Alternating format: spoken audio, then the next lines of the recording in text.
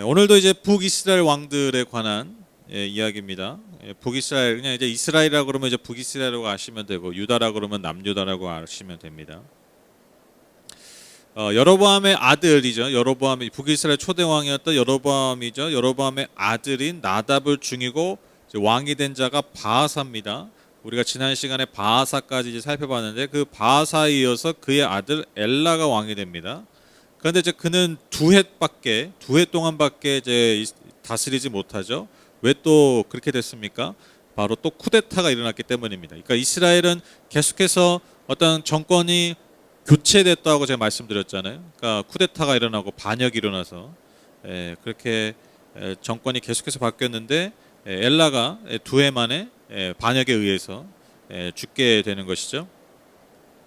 그 이야기가 이제 잠깐 이제 기록되어 있는데 엘라가 이제 그의 신하였던 아르사라는 신하의 집에서 술을 마시고 취해 있을 때 당시 이스라엘 군대의 그 특별히 병거 부대의 절반을 지휘하고 있었던, 그러니까 굉장히 그 큰 힘을 가지고 있던 장군이죠. 시므리 장군이 그 신하의 집에서 술에 취해 있었던 그 엘라를 쳐들어가서 죽이게 됩니다.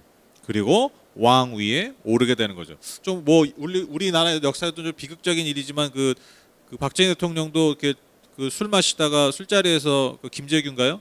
그 사람한테 죽게 되잖아요. 약간 좀 내용이 모양이 좀 비슷하긴 하죠. 술 취해 있는데 그때 이제 시므리 장군이 엘라를 죽이게 됩니다. 그런데 우리가 이제 뒤에 좀 또 살펴보겠지만 뒤에 보시면 당시에 이스라엘 백성들이 기브돈이라는 곳에서 블레셋과 대치 중이었어요. 그러니까 전쟁 중이었어요.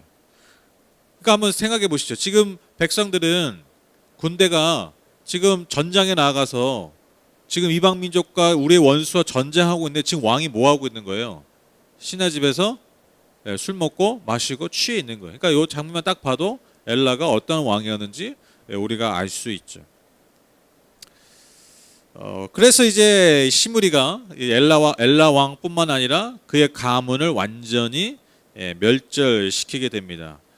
이것은 바하사에게, 엘라의 아버지였던 바하사에게 하나님이 예후라는 하나님의 사람 예언자를 보내셔서 너의 가문도 여로보암의 가문과 똑같이 멸망할 것이다. 왜냐하면 너도 너만 죄를 진 것이 아니라 너의 죄 때문에 온 이스라엘이 죄를 짓게 한 그 범죄 때문에 너의 가문이 완전히 멸절될 것이다. 그런 예언을 하셨어요. 그 예언이 예후를 통해 전해진 예언이 그대로 성취가 된 것이죠. 그러니까 참 왕이 된 지 두 해 만에 허무하게 통치가 끝나게 됩니다. 그런데 여러분 그 엘라보다 더 허무한 게 누구냐? 바로 그 엘라를 죽이고 왕이 된 시므리 장군입니다. 시므리 장군이 왕이 되는데 왕 통치를 얼마 했습니까? 고작 7일밖에 못했어요. 7일. 그러니까 7일 천하. 그러니까 가장 짧은 재위 기간을 가지고 있는 왕이 바로 시므리 왕입니다. 그러니까 이도 결국 반역 때문에 똑같은 쿠데타로 인해서 죽게 되는 것이죠. 시므리가 엘라를 살해하고 이제 왕이 된 그 무렵에 아까 말씀드렸다시피 기브돈에서 블레셋과 전쟁을 치르고 있던 군대가 이 소식을 들은 거예요.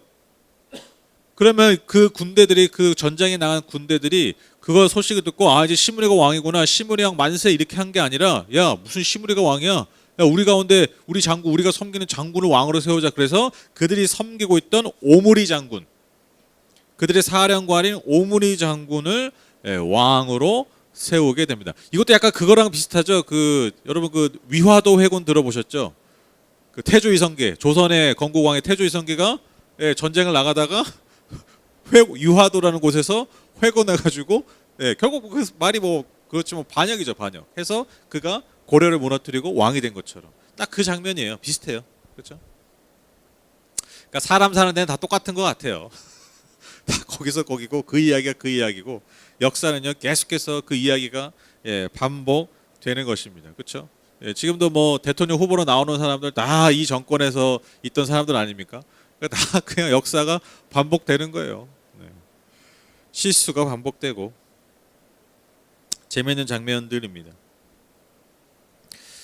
그래서 이 오므리가 이 전쟁에 나갔던 그 많은 군대를 다시 수도인 디르사로 데리고 와서 이 시므리가 있는 그 성을 포위한 거예요. 포위. 근데 이제 시므리가 딱 봐도 패배를 직감한 것 같습니다. 그래서 자신의 왕의 요새에 들어가서 이 디르사 왕궁을 불을 지릅니다. 그리고 그 불길 속으로 들어가서 불에 타 죽었다라고 기록하고 있습니다. 그러니까 표현이 뭐 그런데 쉽게 얘기하면 뭐예요? 자살한 거예요. 그러니까 내가 오므리 장군에게 잡혀서 개죽음을 당하느니 그냥 내가 내 손에 죽겠다 해서 성에 다 불을 지른 다음에 대단한 사람이죠. 자기 또 몸도 그 불길 속에 뛰어들어서 결국 자살해서 7일 만에 그 7일 천하가 끝나게 됩니다. 이어서 이제 왕이 된 오므리도요 그 시작이 순탄하지 않았습니다. 왜냐하면 오므리가 왕이 된다고 하니까요 이스라엘 백성들이 파가 두로 나뉘어버린 거예요. 당시에 디브니라는 사람, 이도 아마 권력자였을 것인데 그 디브니를 따르는 사람이 절반 있었고 또 그래서 그 디브니를 왕으로 세웠고 또 그 나머지가 오므리를 왕으로 세운 거죠. 그러니까 나라가 분열이 된 거예요. 그러니까 참 기가 막힌 나라가 여러분 북이스라엘이었어요. 그런데 오므리를 따르는 백성들이 더 힘이 강했던 것 같습니다. 아마도 뭐 권세자들이나 귀족들이나 그런 사람들이 이 오므리 편에 많이 섰던 것 같아요. 결국 이 디브니도 제압됨으로 인해서 오므리가 이스라엘의 왕의 자리에 오르게 됩니다. 이렇게 오므리는요 12해 동안 12년 동안 이스라엘의 왕으로 재위하게 되고요. 뭐 그도 똑같이 여로보암처럼 하나님 앞에 범죄했다라고 기록했는데 그의 공적 하나가 아주 건조하게 기록되어 있는데요. 그게 뭐냐면 그가요 그 나라의 수도를 사마리아로 옮겼다. 그것을 이제 기록하고 있습니다. 그러니까 여러분 북이스라엘 하면 우리가 남유다 하면 딱 예루살렘이 떠오르듯이 북이스라엘 하면 사마리아가 떠오르거든요. 사마리아가 이스라엘의 수도였어요. 그런데 그 이스라엘로 천도한 사람, 그게 오므리 장군이었다. 오므리 왕이죠. 그러니까 이것도 또 이성계랑 비슷해요. 이성계도 여러분 그 개성에서 고려의 수도에서 서울로 천도하지 않습니까? 이성계가 성경을 봤나? 하여튼 뭐 그렇습니다. 그렇게 해서 이제 사마리아, 그러니까 어떻게 보면 이스라엘의 상징적인 도시죠. 사마리아로 처음으로 이제 수도를 삼은 왕이 오므리 왕입니다. 이 오므리에 대한 평가가요 25절 26절에 있는데 한번 보실까요? 오므리가 주님께서 보시기에 악한 일을 하였는데 그 일의 악한 정도는 그의 이전에 있던 왕들보다 더 심하였다. 그는 느바세 아들 여로보암이 걸은 모든 길을 그대로 따랐다. 오므리는 이스라엘에게 죄를 짓게 하고 또 우상을 만들어서 이스라엘의 하나님께서 진노하시게 하였다. 그러니까 보통 그 이전에 왕처럼 행했더라, 그 이전에 왕처럼 악하게 행했더라, 죄를 지었더라 그렇게 하는데 뭐라고 평가하고 있습니까? 그 이전의 왕들보다 더 악했다라고 평가합니다. 그러니까 여로보암과 뭐 그 이후에 일어나는 왕들보다 더 하나님을 떠나 자기의 마음대로 우상을 섬겼음을 우리가 알 수 있죠. 그러니까 뭐 세상 무서운 게 없는 왕인 거죠. 그러니까 그럴 만해요. 반역을 반역으로 잠재우고 자기와 비등했던 권력자를 또한 제압해서 왕이 된 자 아닙니까? 그러니까 두 번에 걸친 어떤 힘의 과시로 왕이 됐으니까 여러분 얼마나 그 기세가 대단했겠습니까? 그렇죠? 그러니까 그 기세가 왕으로서 하나님이 세우신 왕으로서 하나님 앞에 온전히 선 그런 방향으로 간 것이 아니라 정말 말 그대로 자기 마음대로 그 나라를 다스리는 그런 왕이 바로 오므리 왕이었고요. 그리고 그 왕의 아들이 누구냐?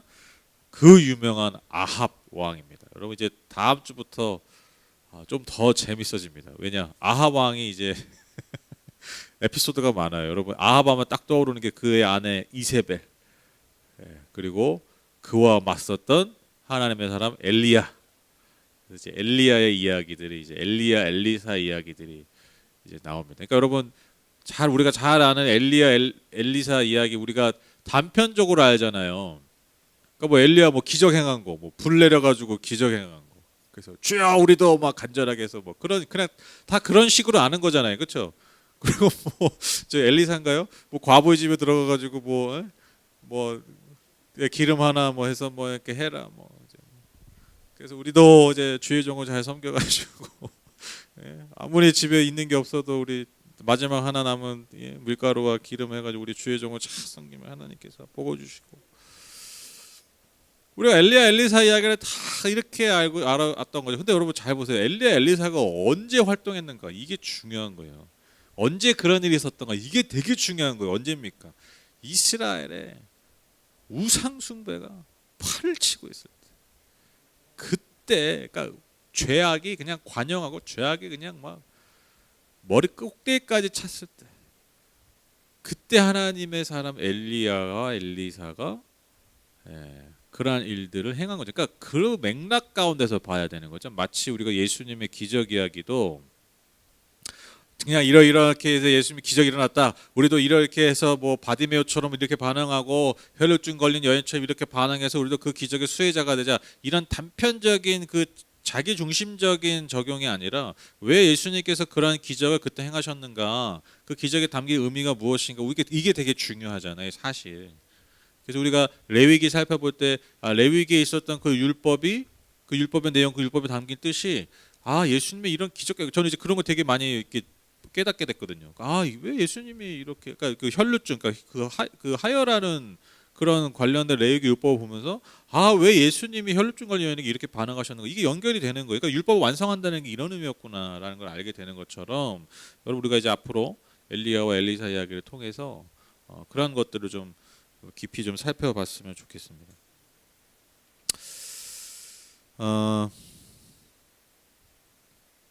오늘 이야기 여러분 이렇게 뭐 들으시면서 나름 뭐 유명한 이야기들은 아니고 유명한 왕들은 아니지만 재밌지 않으세요? 이렇게 막 무슨 사극 보는 것 같잖아요, 정말. 진짜 무슨 사극이에요. 우리 옛날에 많이 봤던 사극 보는 것 같아요. 막 계속 뭐 쿠데타를 일으키고 반역을 하고 그것을 제압하고 싸우고, 그래서 왕을 쟁취하고 막 이런 일들, 또 타락하고, 그래서 백성들이 아우성치고 막 이런 막 비슷하지 않습니까? 이게 뭔가 좀 그냥 뭐 담담하게 뭐 그냥 짧게, 어떻게 보면 굉장히 짧게 서술된 거잖아요. 짧게 서술된 거지만 여러분, 이게 진짜로 만약에 이걸 극화한다고 하면요, 아주 뭐 굉장히 흥미진진한 얘기죠, 그렇죠? 뭐 계속 막 뭐 반역을 일으키고 배신하고 막 이런 아주 굉장히 재미있는 이야기들로 만들어질 수 있을 거예요. 그리고 정말 이 당시의 역사적 상황으로 우리가 들어가면요, 굉장히 긴박하고 아주 살떨리는 이야기들 하루하루가 아마 펼쳐졌을 것입니다. 아주 역사의 소용돌이라고 그러죠. 그 소용돌이 치는 그런 시간들이었을 거라는 거죠. 근데 이렇게 보면 우리가 참 그 재밌는 게 뭐냐면, 계속 뭐라고 얘기해요? 뭐 아사왕 27년에. 그러니까 위에 남유다는요, 아사왕이 그냥 계속 안정적으로 수십 년간 다스리고 있어요.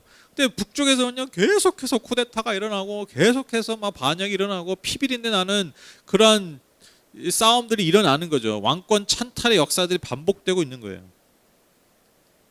그러니까 왜 이렇게 불안했을까? 왜 이렇게 혼란이 많았을까? 오죽하면요, 왕의 즉위 기간이 단 7일이었던 적도 있다는 거예요.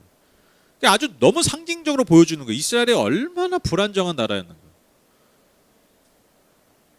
왜 이렇게 될까? 왜 이렇게 됐을까? 그러니까 제가 딱 보니까요, 아주 극명하게 갈리는 게 뭐냐면, 여러분 남유다는요, 아시다시피 한 번도 왕권이 바뀐 적이 없어요.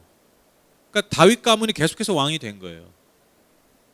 그러니까 그 후손이 왕이 되는 거잖아요. 그러니까 그 후손 다음에 태어나는 생명을, 또 다른 생명을 통해서 그 나라가 유지가 됩니다. 이어집니다. 또 다른 생명의 탄생이 왕을 이어지는데, 근데 보세요, 북이스라엘은요, 또 다른 죽음을 통해서 왕의 나라가 이어져요. 그러니까 생명의 이어짐을 통해 나라가 세워져 가는 게 아니라 죽음의 반복을 통해서 나라가 바뀌어가고 세워져 가는 거예요. 너무 극명하죠. 제가 이런 생각이 들더라고요. 이 엄청난 차이가 결국 어디서 올까? 이 생명과 죽음, 그러니까 나라가 이어지는 게, 어느 나라는 생명으로 이어지고 어느 나라는요 죽음으로 이어지는 거예요. 이 극명한 차이, 너무나 극명한 이 차이가 어디로부터 왔을까라고 생각해보니까요, 물론 여러 가지 평가가 있을 수 있겠지만, 그러니까 단 하나의 이유를 꼽자면 저는 이게 떠오르더라고요. 그게 뭐냐면, 하나님의 약속이 있는가 없는가. 하나님의 약속이 있는가. 즉 여러분, 남유다는요 뭐가 있는 거예요? 사실 똑같이 남유다도 우상 숭배했어요. 왕들이 다 개차반이었어요. 대부분 다. 근데 왜 그 왕권은 지켜졌냐는 거예요. 다른 이유가 없어요. 하나님이 그렇게 약속하셨기 때문에. 사무엘하 7장 16절 말씀. 하나님께서 다윗에게 하신 약속입니다. 내 집과 내 나라가 내 앞에서 영원히 이어갈 것이며 내 왕위가 영원히 튼튼하게 서 있을 것이다. 이게 나단을 통해 전해진 나단 신탁이라고 하는, 나단을 통해 하나님이 약속하신 내 나라가 영원히 견고히 설 것이다. 망하지 않을 것이다. 이게 이제 나중에 시온 신학이 되고, 그래서 이스라엘은 절대로 망하지 않는다. 근데 이게 나중에 잘못 적용돼가지고 까불다가 이제 결국에 망하죠. 영원히 지키진 않았죠, 그렇죠? 다윗 가문이. 그러나 이게 또 어떻게 성취됩니까? 다윗의 자손 예수 그리스도를 통해서 그 나라가 영원히 지켜지고 영원히 세워지는, 그렇게 성취가 되죠. 결국 궁극적으로는. 근데 어찌 됐건 여러분, 남유다는요 똑같이 북이스라엘과 범죄하고 똑같이 어떻게 보면 하나님 앞에 우상 숭배하고 반역했지만 여러분, 그 왕조가요 바뀐 적이 없어요. 그러니까 뭐의 차이라고요? 뭐의 유무의 차이라고요? 하나님의 약속이 있느냐 없느냐라는 것이죠. 그러니까 유다도 똑같은 나라였지만 하나님의 약속이 있었습니다. 그러나 이스라엘은요 하나님의 약속이 없었기 때문에 그 죄와 그 타락의 열매들을 계속해서 죽음으로써 거둘 수밖에 없었다라는 것. 그러니까 약속 있는 왕이 세워진 게 아니라 지들이 왕이 되고 싶은 이들이 왕이 된 거예요.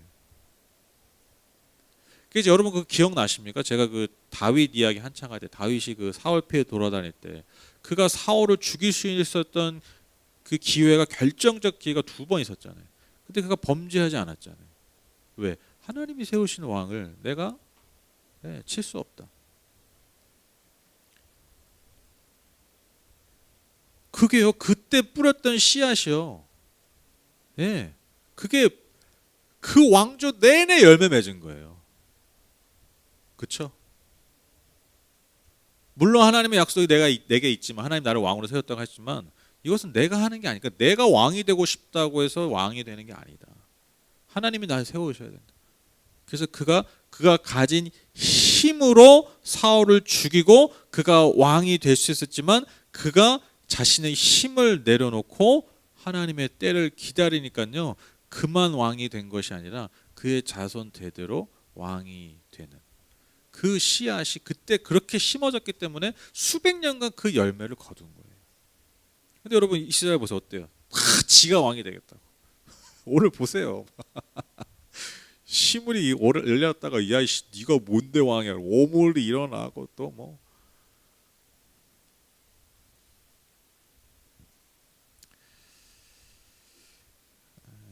저는 이게 우리의 삶에도 그대로 적용할 수 있다고 생각합니다. 여러분, 인간의 삶이란 게요 그렇지 않습니까? 여러분, 우리 세상이 돌아가는 것도 보세요. 이 세상이 어떻게 돌아갑니까? 결국 누군가를 죽임으로써 나를 살게 하지 않습니까? 그렇죠? 저는 지금 말씀드리는 게 절대로 뭐 어떤 사람을 지금 뭐 정치인의 평가 그런 거 아닙니다. 여러분, 어제 그 전직 검찰총장이 대통령 나 하겠다고 뭐 기자회견 했잖아요. 근데 그 기자회견 저도 뭐 다 보진 않았지만 그 내용이 결국 뭐예요? 어떻게 보면 내가 이전에 내 상관이었던 대통령 그 나라 다 그냥 다 씹은 거예요. 다 비판하고 다 엉망진창이었다. 그래서 내가 왕이 되겠다. 근데 다 똑같아요, 다. 다 그렇게 반복하는 거예요. 지금 이거예요. 네가 뭔데? 내가 왕하면 내가 더 잘해. 근데 내가 왕하면 그 왕 하고 싶은 그 마음에 있는 그 중심이 뭐냐라는 거예요, 중심. 그게 중요한 거죠, 그게. 내가 왕이 되고자 하는 중심. 다 보면 다 자기의 탐욕, 자기 과시, 자기의 나라를 세우기 위한. 제가 생각한 게 아닌데 오늘 이게 설교할수록 그 자꾸 장면이 너무 똑같아, 비슷해. 너무 반복돼. 어제 다 그런 일이 있었던 거죠. 그러니까 뭐 또 뭐 감사원장 했던 사람도 뭐 다 뭐 다 이유가 있죠. 근데 결국 그 안에 있는 게 뭘까? 그 중심에 있는 마음이 뭘까? 자기의 나라를 세우기 위한 것이라는 거죠. 그러니까 뭐야 다. 그러니까 그러니까 시므리가 엘라를 죽인 것처럼, 예, 왕을 죽이고 내가 왕이 되려고 하는. 누군가를 죽임으로써 죽음으로써 내 생명, 내 나라를 세우자고 하는. 여러분 이게 세상의 방식이라는 거예요. 이게 세상의 방식. 우리의 방식은 뭡니까? 그리스도인의 방식이 뭐냐고요? 그리스도인의 방식. 누군가를 죽임으로써 죽음을 제사로서 내 나라를 세우는 자들이 아니라 생명을 통해서 그 생명의 풍성함을 통해서 하나님의 나라를 이루어가는 존재들이 바로 그리스도인이라는 것이죠. 그래서 우리가 이런 세상의 방식을 이런 세상의 작동 원리라고 할 수 있겠죠. 이 세상의 작동 원리를 그냥 그대로 따라가는 것이 아니라 우리가 하나님 어떻게 하면 우리가 이 세상의 작동 방식에서 그것을 따라가지 않고 생명의 법칙으로 우리가 이것을 할 수 있겠습니까? 우리가 그런 고민 또 그런 신앙인의 간절함이 저는 필요하다고 생각합니다. 근데 그것이 여러분 우리의 정신 통일로 되는 것이 아니라 우리의 의지로 되는 것이 아니라 여러분 결국 우리 안에요 뭐가 있습니까? 우리 안에 약속이 있잖아요. 우리가 하나님의 자녀라는 약속이 있지 않습니까? 저와 여러분 약속이 있는 자녀예요. 절대로 망하지 않는 하나님의 약속이 있는 자녀입니다. 근데 그 약속이 어떻게 이루어진 것입니까? 또 역설적으로요. 하나님 아들의 생명을 통해서 그 하나님의 아들의 죽음을 통해서 우리가 약속 있는 자녀가 된 것이죠. 그러니까 아주 역설적인 거죠. 우리가 죽어서 세상의 나라가 이루어져야 되는데 하나님이 그것을 막으신 거예요. 그래서 어떻게 하신 겁니까? 자신의 아들을 죽이심으로써 하나님의 나라를 저와 여러분에게 주신 것이죠. 영원한 생명을 주신 것입니다. 이 죽음의 반복을요 하나님의 아들의 죽음으로써 끊어버리신 거예요. 그리스도인이 그런 존재라는 것입니다. 그래서 여러분 내가 가진 것과 내 조건과 상관없는 이 하나님의 약속, 이미 그리스도 하나님의 아들의 죽음으로써 약속된 성취된 그 은혜 아래 있다라는 것, 그 약속 아래 있다라는 것을 여러분 늘 잊지 마셔야 돼요.